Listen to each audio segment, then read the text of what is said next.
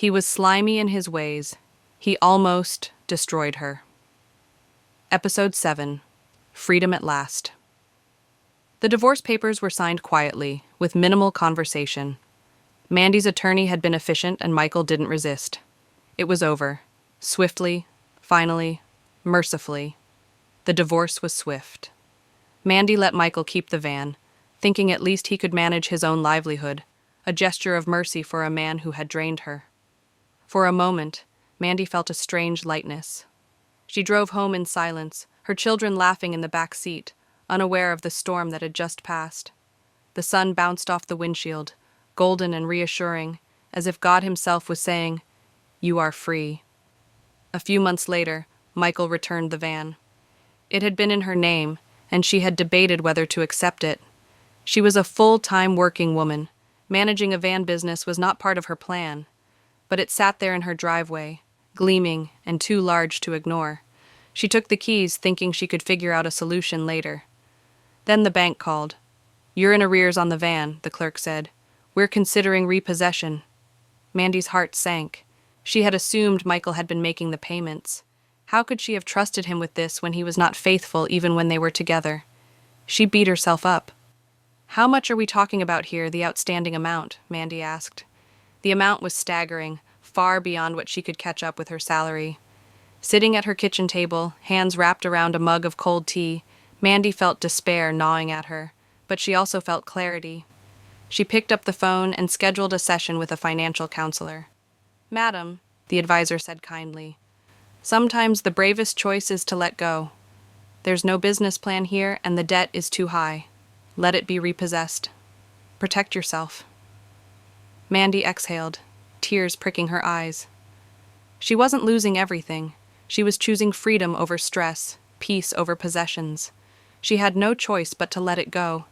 The shame cut deep, but she lifted her head high. She had survived worse. 3 months later, Michael came knocking at her door. "Mandy, can we start over?" he asked, his eyes pleading. "I've changed. I know I was wrong. We can rebuild. We can make it work." She looked at him steadily.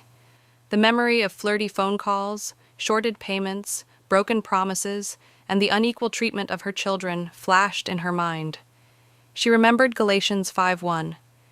"It is for freedom that Christ has set us free. Stand firm then, and do not let yourselves be burdened again by a yoke of slavery." "No, Michael. We cannot start over," she said firmly, each word a stone of resolve. "I gave you every chance. I tolerated your behavior, I forgave, but this is the end." She looked him dead in the eyes. "You almost destroyed me. I won't give you another chance to finish the job." He looked down, shame washing over him. Mandy closed the door, feeling a strange mix of sorrow and liberation. Sitting at her kitchen table later, she reflected, "He took my fortune, yes, but he never took my faith, my children, or my dignity. He added nothing to my life except lessons, expensive, painful lessons, but at least they were mine now." Some losses are mercy in disguise, and some battles are not worth fighting. For the first time in the 3 years she has been with Michael, Mandy felt light. She didn't need Michael to complete her.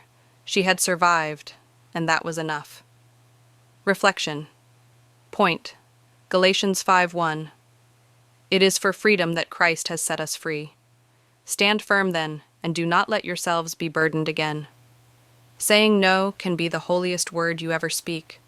Saying no is not bitterness. It is obedience to God's freedom. Sometimes the bravest act of faith is saying no. Saying no to chains disguised as love, and yes to the freedom God has given. Takeaway. Sometimes God's protection comes in the form of closed doors. The prayer. God, help me stay free from what once enslaved me. Teach me to stand firm when old chains try to return. Protect my heart and guide me in wisdom. Amen.